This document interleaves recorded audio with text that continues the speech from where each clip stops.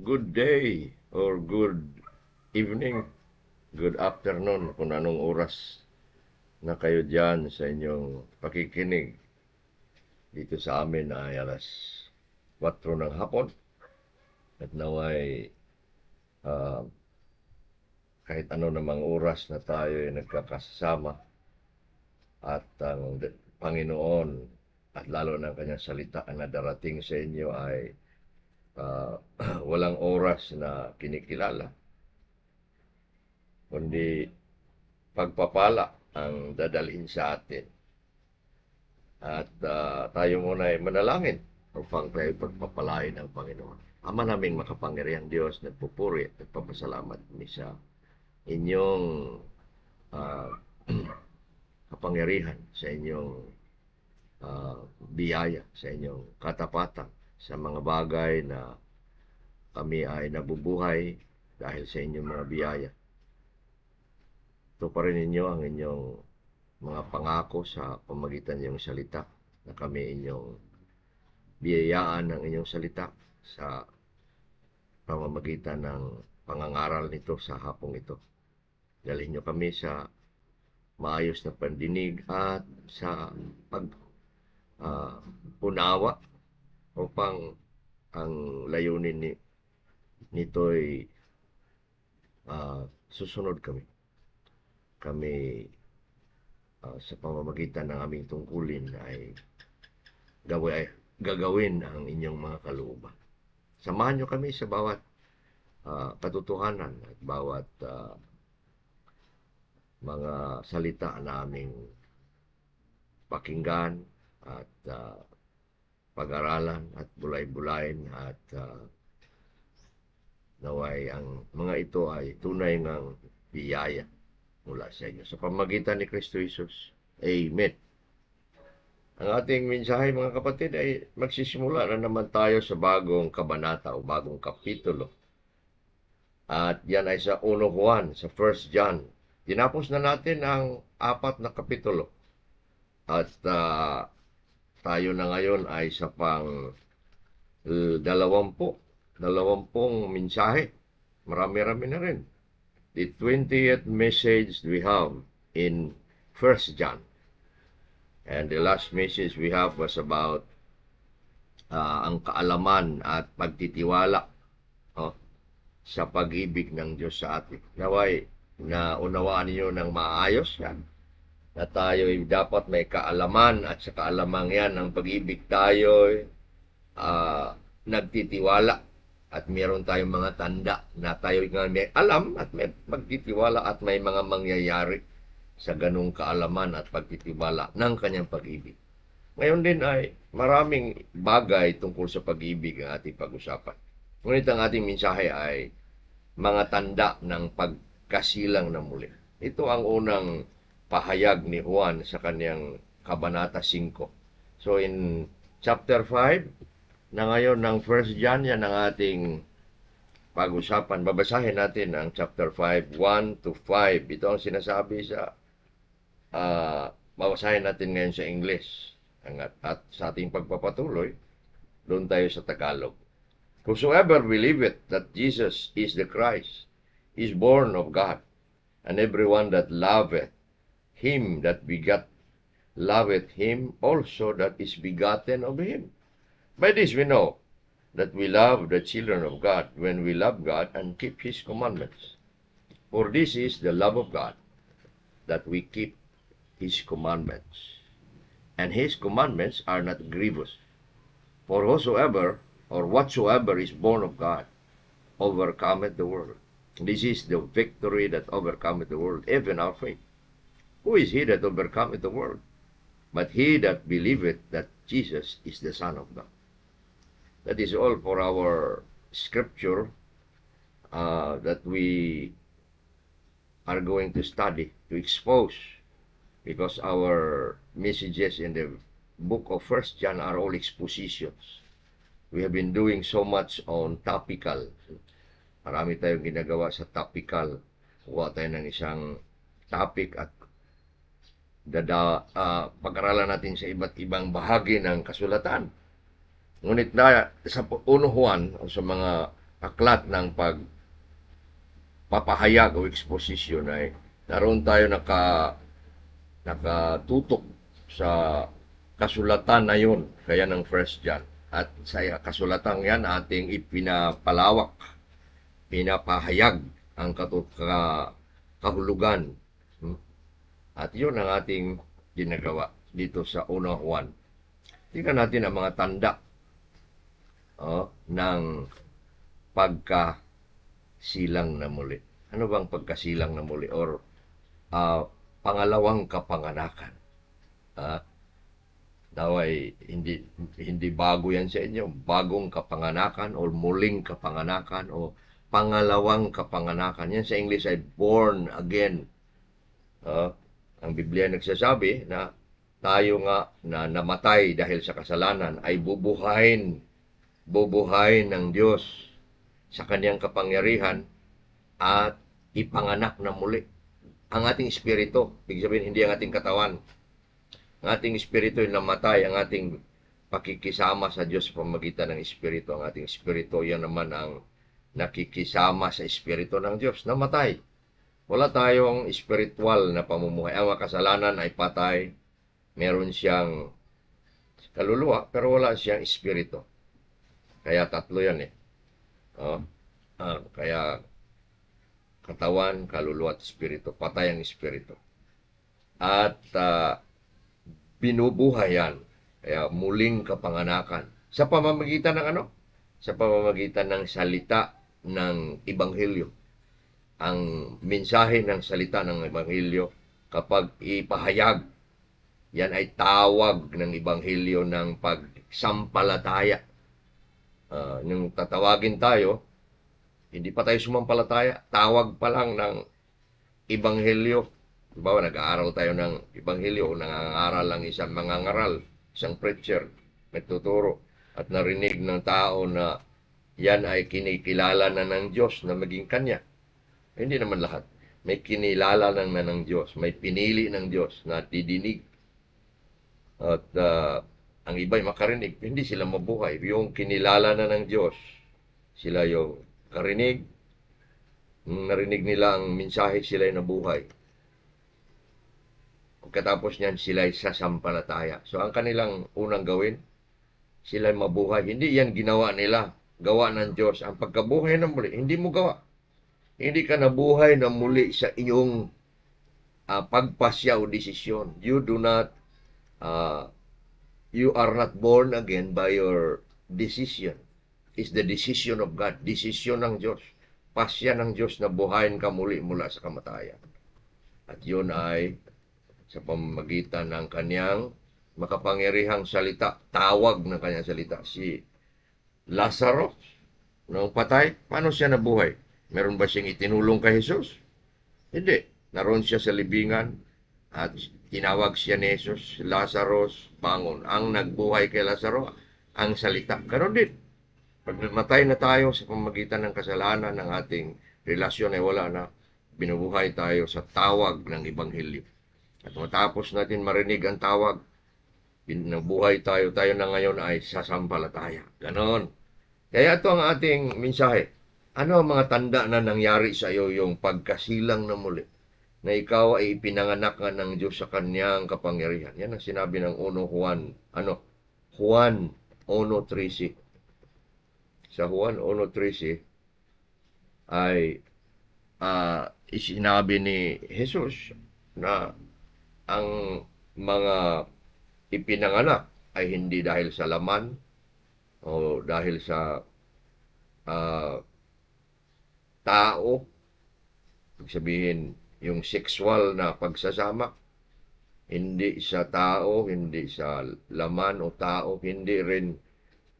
At ito'y sa pamamagitan ng Diyos, kanyang kapangyarihan. Kaya yan ang pagkakamali ng mga Arminian, yung mga hindi nagtataglay ng ating aral sa Reform. Sinasabi ng mga, dapat alam mo na ito kapatid ha, na ang mga aral ngayon sa hindi Reform, ito ang naghihiwalay sa atin sa kanila. Tinuturo nila pag ikaw ay sasampalataya, ikaw daw itatanggap kay Kristo, ikaw mabuhay na muli. Maka yun pa ang pananampalataya mo. Hindi, mali yun, baliktad. Kailangan ka mo nang mabuhay na muli. At yan ay hindi mo gawa pasya ng Diyos. Nung ang mensahe narinig mo, buhayin ka niya muli. Nung nabuhay ka muli, na born again ka, na desisyon niya, ikaw ngayon ay sasampalataya at magsisisi. Kaya dito nauna ang pagbuhay na muli ng Diyos. O, nauna. At ikaw ngayon ay binuhay sa pamagitan ng Ebanghelyo, tawag ng Ebanghelyo. At narinig mo ang tawag nung narinig mo na ang tawag, nabuhay ka. At ang tawag na yun, naunawaan mo, tawag ng pagsampalataya at tawag ng pagsisisi. Yun, panampalataya, sumunod. Yung pagsampalataya at pagsisisi. Yun ang tinatawag na conversion. Nauna ang regeneration, sumunod ang conversion, pagsampalataya at pagsisisi. Kaya dito tayo sa tanda ng pagkasilang na muli. Kung totoo nga nangyari na isinilang ka muli, isinilang tayo muli ng Diyos sa pamamagitan ng kanyang gawa, makapangyarihan sa Ebanghelyo, ay ito ang mga tanda ayon kay Juan. Doon sa ating binasa, sa 1 hanggang 5. Ang unang tanda na sabi ni Juan sa versikulo 1 ay pananampalataya kay Jesus. O diba sinabi natin, pag ibinuhay ka, sasampalataya ka ngayon. Ito ngayon ang sinabi ni Juan sa 1. Whosoever believeth that Jesus is the Christ is born of God. Sino mang sumasampalataya na si Jesus ang siyang Kristo ay ipinanganak sa Diyos. O, yung pagsampalataya mo ay nahuli doon sa pagpanganak ng Diyos. Ipinanganak ka kasi. Kaya ko sa sampalataya, di ba? Sabi, ulitin natin. Ang sino mang sumasampalataya na si Jesus ang siyang Kristo ay ipinanganak sa Diyos. Ipinanganak ka, kaya sasampalataya ka. Huwag mong baliktarin ito. Binabaliktad dito ng marami. O, kababasa ko lang kanina sa isang sa Google, isang church, isang pastor nagtuturo na tayo daw ay ipanganak na muli. Tayo ay sasampalataya muna at magsisisi bago tayo ipanganak na muli. O di tayo ang gumawa niya. Di mari, ganon din sa physical, sa katawan, di ba? Nung ikaw ipanganak ng ina mo, sino bang nagpanganak sa iyo? Sarili mo? Wala. Hindi mo magawa na lalabas sa ina mo nung ikaw ay baby. Ang ina mo ang siya nagluwal sa iyo. At wala kang sinabing tutulungan kita, ina, at lalabas ako dahil mahirap ang pagpalabas sa akin. Wala. Parang wala ka pang ang buhay. Sabi ng mga doktor, hindi ka pa nga iiyak eh. Doon sa paglabas mo, para ka pang patay, kaya pinapalo yung puwit nila. Nabubuhay sila. Ay, hindi naman namatay. Parang ang pag-iyak lang. Pero ang iba, iiyak agad. Pero hindi lahat. Karamihan ay pinapalo sa puwit. At sila iiyak. Yun ang physical. Ganon din sa spiritual. Wala kang itinulong gawa at kapangyarihan ng Diyos. Ay ito ang sasabi na ang ating pagsampalataya ay bunga na ngayon nang tayo'y isinilang na muli. Kaya iyan ang unang tanda ng pagkasilang mo na muli. Sumampalataya ka. At ito'y nangangahulugan, sabi ni Juan, na si Jesus, na Kristo ang Mesiyas at tagapagligtas. Pag ikaw ay sumasampalataya, sabi sa verse 1, sino mang sumasampalataya na si Jesus ang siyang Kristo ay ipinanganak ng Diyos. Ano ibig sabihin niya? Si Jesus ang Kristo. Siya ang tagapagligtas. Ibig sabihin niyan, nangangahulugan na si Jesus na Kristo ay Mesiyas o tagapagligtas. Ito ang sinasabi ng Lucas 2:11.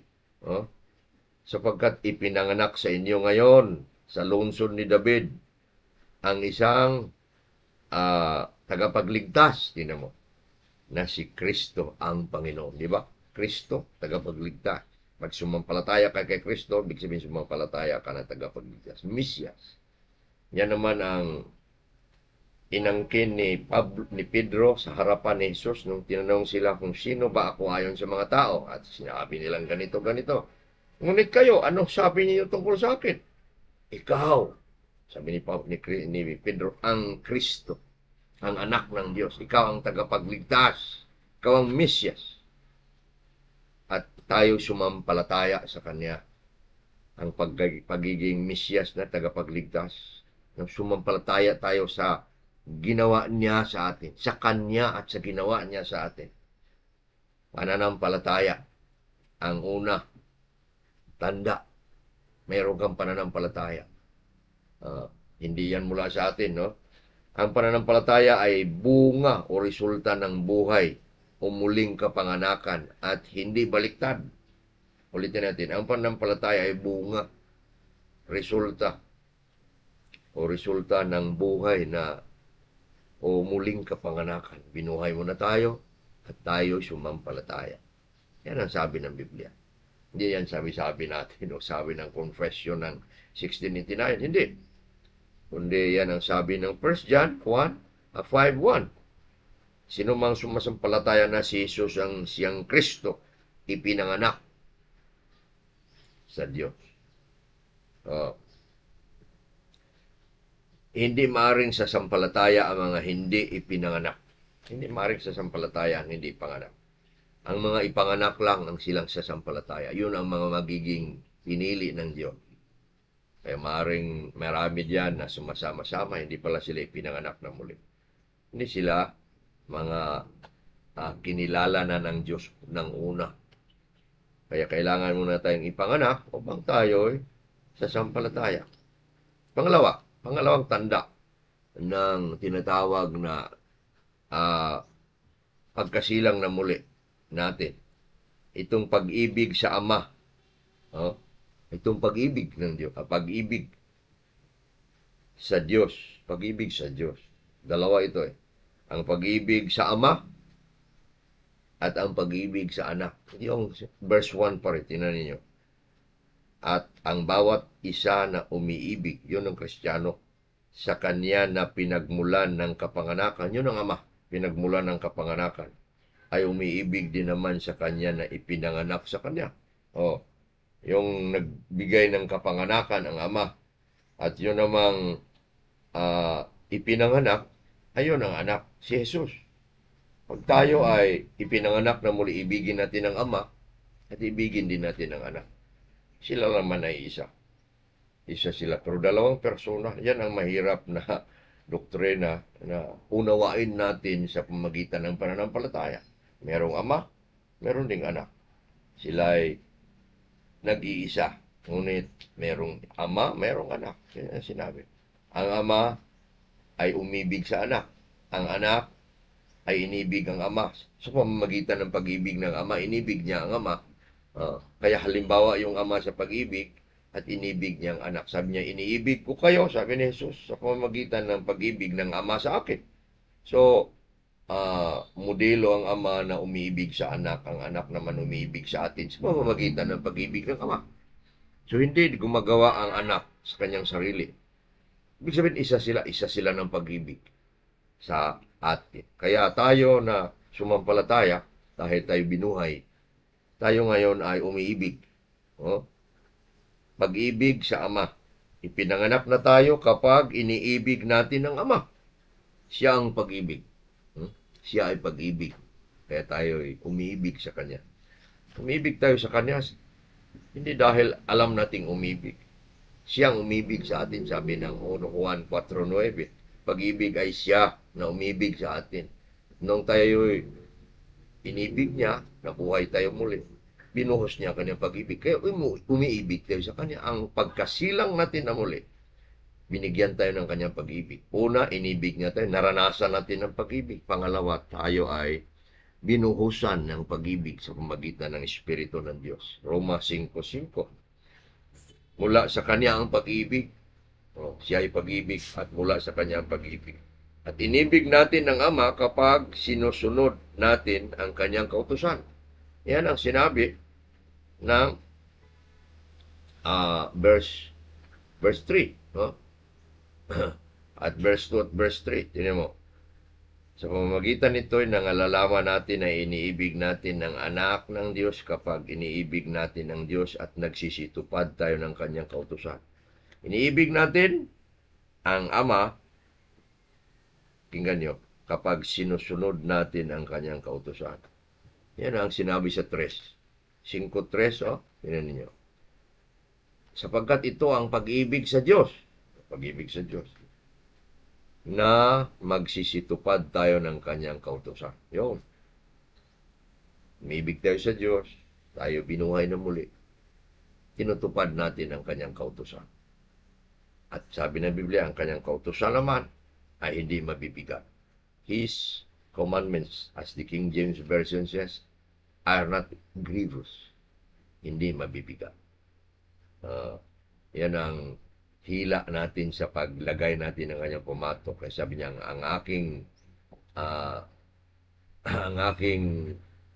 ang inyong hinihila ay magaan sa pag-ibig. Okay.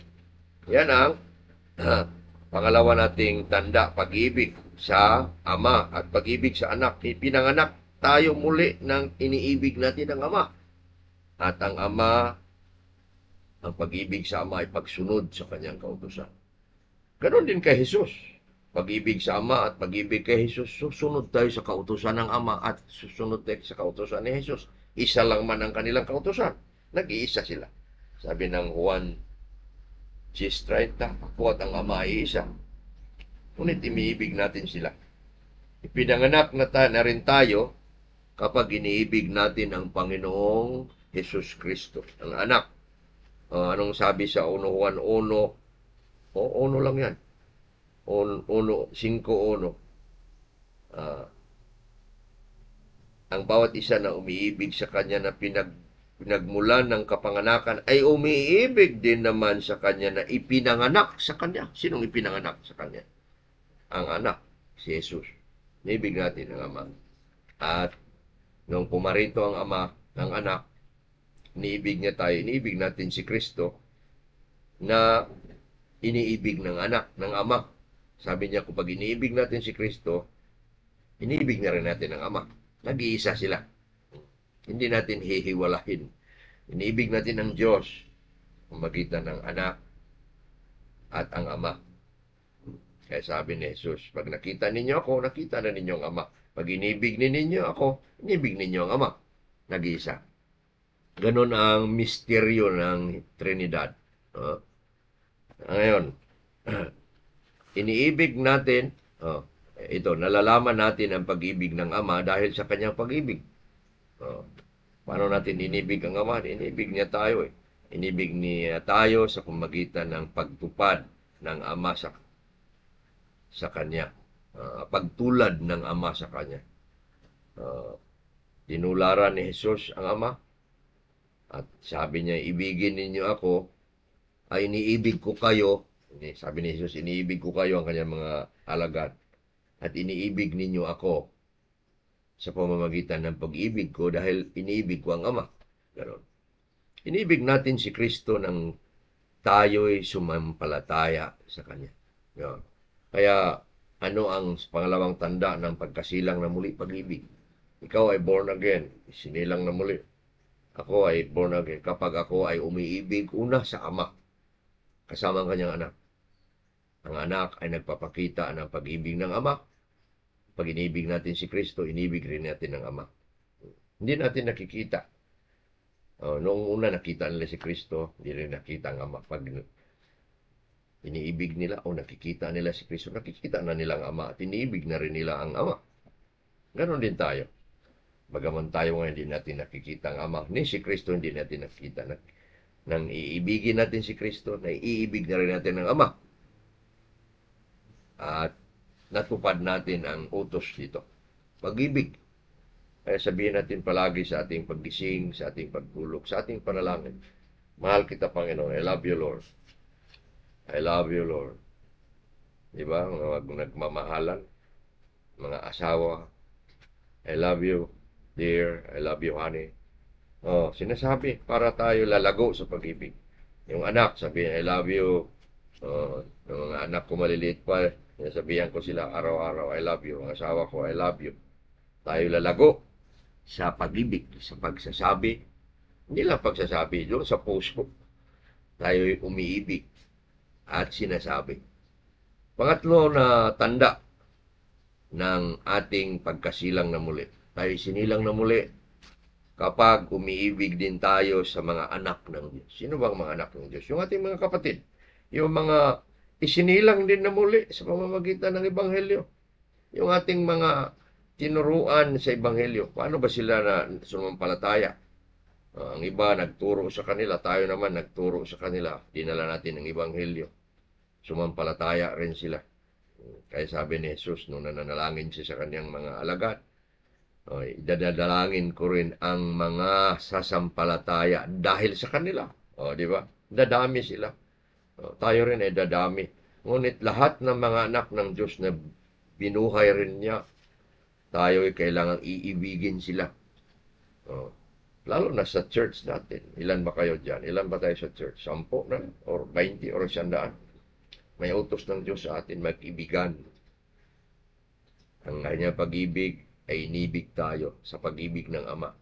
Kaya tayo iibig una sa Kanya at iibig tayo sa kapatid. Kaya yan ang ating sinabi noong unang mga mensahe. Dapat sana darating tayo sa simbahan, sa iglesia, o pag sa uwi, I love you. I love you, Jason. I love you, Tess. I love you, April. Huwag naman bigyan ng double meaning. Isa lang. Pwede rin naman. Kung binata at dalaga, dalawahin mo. Halimbawa, gusto mo sabihin, I love you in the Lord. I love you. Ikaw na ang bahala niyan. Pero, sunod na yan kung kalooban ng Diyos. Pero una ang pag-ibig na tinatawag na agape, pag-ibig ng Diyos. Maaari ding pilyo, pag-ibig sa kapatid, o eros, pag-ibig sa laman o opposite sex. Di ba? Pero una tayo sa brotherly, doon tayo sa love of God, sa tinatawag na agape love. Okay. Ipinanganak tayo muli kapag tayo'y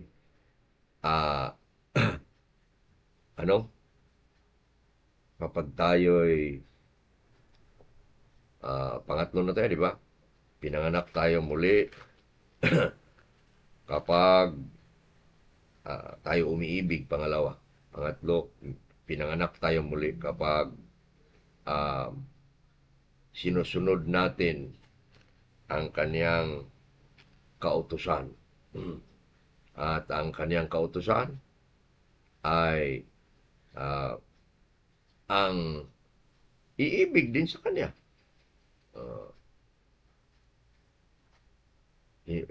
Pinanganak tayo muli pala kapag tayo'y umiibig sa mga anak ng Diyos. Kautusan niya yun. Sorry. Balik natin. Ipinanganak tayo muli kapag tayo'y umiibig sa mga anak ng Diyos. Isa sa kanyang kautusan yan. Ipinanganak tayo muli kapag tayo umiibig sa mga anak ng Diyos. Ang mga anak ng Diyos ay ang ating mga kapatid. Pag-ibig sa kapwa, mga anak ng Diyos ay utos. Tungkulin mo, tungkulin ko. Tungkulin ko at tungkulin mo. Ngunit, mas madali sapagkat merong modelo na nagsabing iniibig tayo. Iniibig niya tayo ng Ama at ng Anak. At umiibig tayo sa Kanya. At iibig rin tayo sa kapatid. Kaya pataas muli at horizontal, di ba? Vertical, galing sa Diyos, umiibig tayo sa Kanya. Inibig tayo una, inibig natin siya, iibig rin tayo. Ngunit, ang ating pag-ibig sa kapatid ay ebidensya na umiibig rin tayo sa Ama. Kaya may karon pag-ibig sa Diyos, pag-ibig sa kapatid. Paano natin masabing mahal natin ang Diyos kapag iniibig rin natin ang kapatid? Paano natin sabihin na iniibig natin ang kapatid sapagkat iniibig natin ang Diyos? Pwedeng balibaliktad yan. Pero una, iniibig ang Diyos, ibigin ang kapatid. Pero ang ebidensya na iniibig mo ang Diyos dahil iniibig mo ang kapatid. Pag sinasabi mong mahal mo ang Diyos, ngunit hindi mo iniibig ang kapatid, sabi na Biblia, sinungaling ka. Hindi totoo ang pag-ibig mo sa Diyos. At siguro, hindi ka rin sinilang na muli. Di ba? Ngunit ito ay biyaya ng Diyos at hindi mula sa atin. Ang ating pagkasilang na muli ay pasya niya. At nung tayo isinilang na muli, binigyan niya tayo ng pananampalataya. Sumampalataya tayo sa Kanya. Binigyan tayo ng pag-ibig. Pangatlo, tayo rin ay may pagsunod. Pagsunod, kaya iniibig natin ang mga kapwa mananampalataya, mga isinilang ng Diyos. Yan ang pangatlo. Nga apat, ipinanganak tayo muli kapag tayo'y nananaig, mananaig at magtatagumpay laban sa sanlibutan. Sa 4, siya natin ang 4. Ito ang sabi ni Juan, for whatsoever is born of God overcometh the world. Sapagkat ang sino mang ipinanganak sa Diyos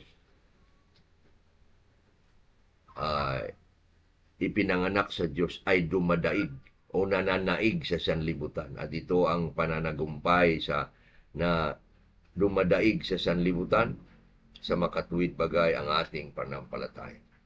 Ang pang-apat na tanda ng pagiging isinilang na muli ay ang pagdaig, pananaig at pagtatagumpay laban sa sanlibutan. May sanlibutan yan, ng isang kaaway ng Kristiyano. Ano bang kaaway natin bilang Kristiyano? At kaaway rin ng Diyos. Una, si Satanas, ang kalaban ng Diyos at kalaban natin. Pangalawa, ang laman. Ang ating laman na makasalanan. Tayo'y laman at binuhay. Nagkaroon tayo ng buhay.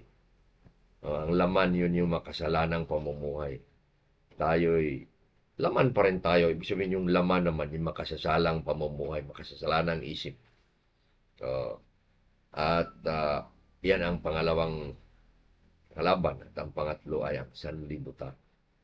Ang Biblia nagsasabi kapag tayo sinilang na muli, hindi lang tayo umiibig sa mga kapatid. Di ba pangatlo? Pangapat, tayo nananaig sa sanlibutan. Dinadaig. Bisaya pag gidaog. Ang diferensya ng Bisaya at Tagalog, daig, sa Bisaya, daog. Mananaog, mananaig. Tayo dadaigin natin. Tayo magtagumpay. Pagdaig, pagtagumpay. Sa ano?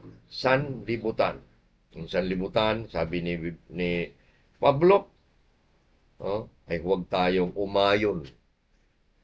Pag hindi tayo umayon, mananaig tayo. Sabi naman ni Juan, yung pinag-aralan natin sa chapter 2, ano ba ang sanlibutan? Sanlibutan ay 3. Yung sabi niya sa chapter 2, verse 15, di ba? Ano ang sabi ni Juan? Ang sanlibutan ay ang una, ito ang sabi, tingnan natin muli. Pagnanasa ng laman, pagnanasa ng mga mata, at kapalaluan ng buhay. Pagnanasa ng laman, pagnanasa ng mata, at kapalaluan ng buhay. O di ba ang sanlibutan ay nakakasama rin sa laman, pagnanasa ng laman. So ang kalaban nating tatlo, ang diablo, ang laman ng sanlibutan. Pero yung laman at sanlibutan nagkakaisa rin. Dahil doon sa pagiging makasanlibutan, makalaman.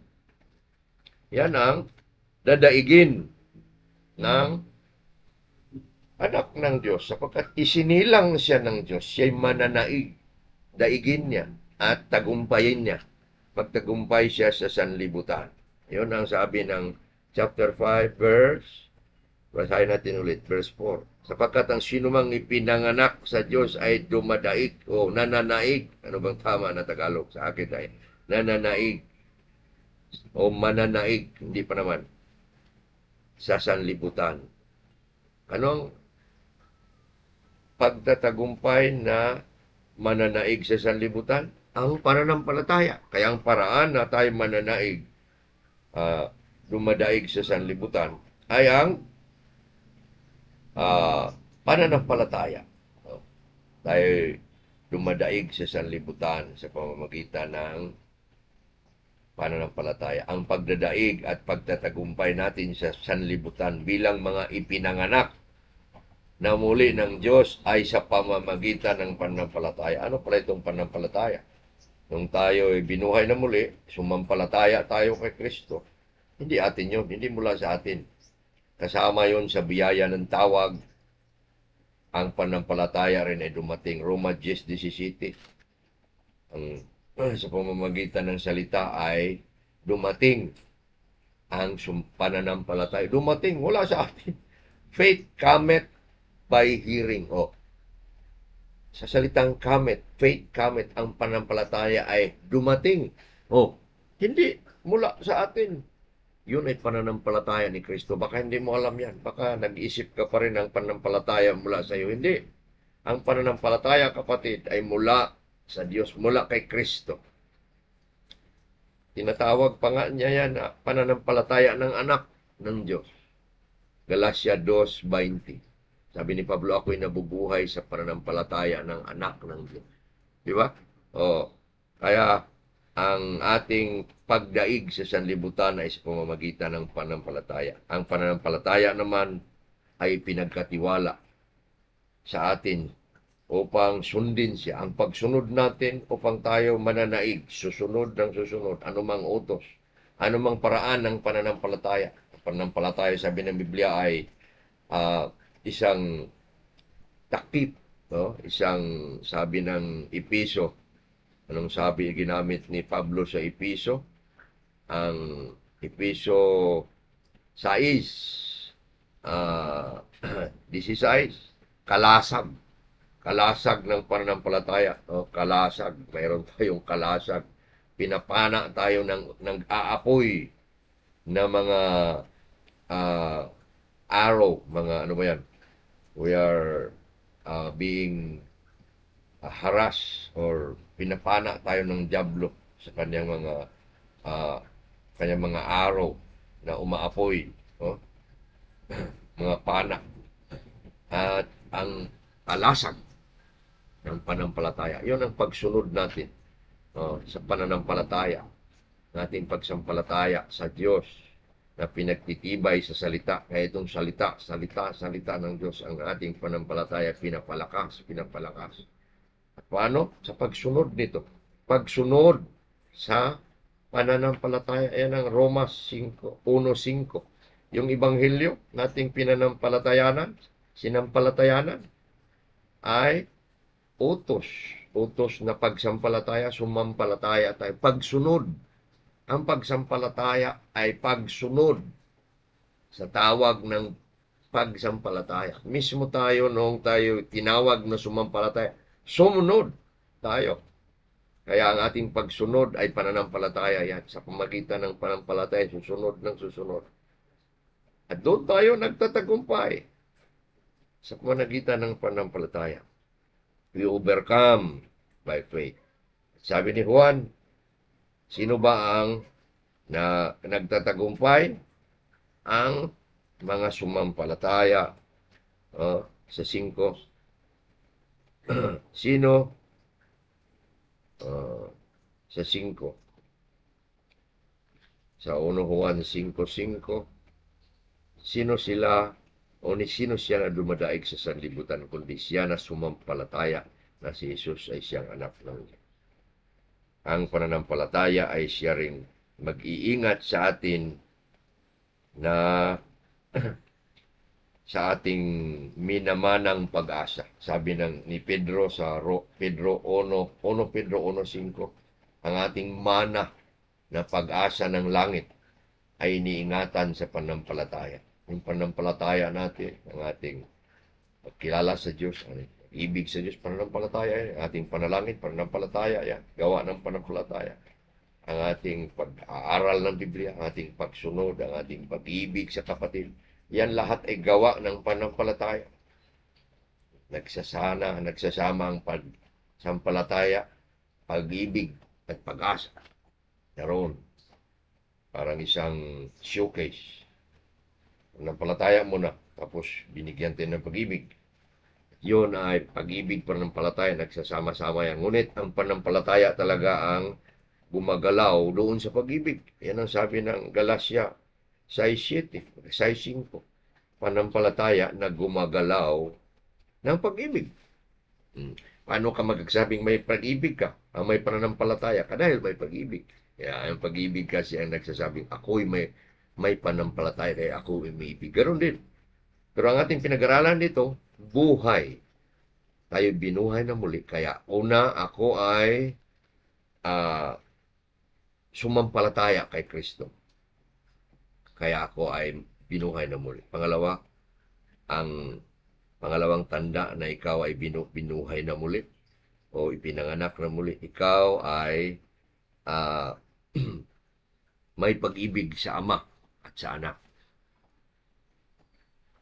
Pangatlo, ikaw ngayon ay umiibig sa mga anak ng Diyos. Umiibig sa mga anak ng Diyos.